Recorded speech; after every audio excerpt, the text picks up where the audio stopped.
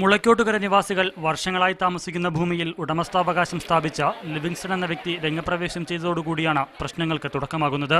കോടതിയിൽ നിന്ന് അനുകൂല വിധി സമ്പാദിച്ചാണ് ഇയാൾ പ്രദേശം കൈയടക്കുന്നതിനായി ശ്രമിക്കുന്നത്.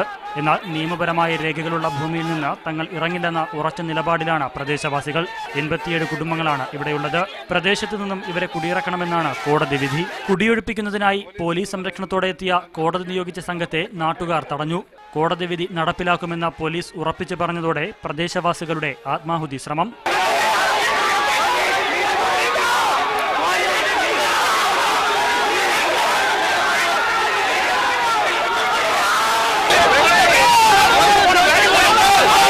പ്രതിഷേധം ശക്തമായതോടെ കോടതി വിധി നടപ്പിലാക്കുന്നതിൽ നിന്ന് സംഘം തൽക്കാലത്തേക്ക് പിരിഞ്ഞു.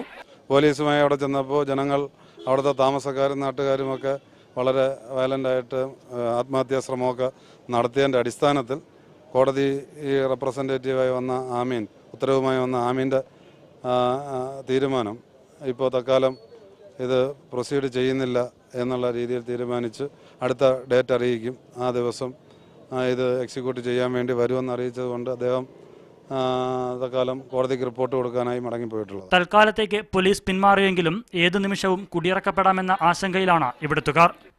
അൽ അമീൻ, മീഡിയ 1, തിരുവനന്തപുരം.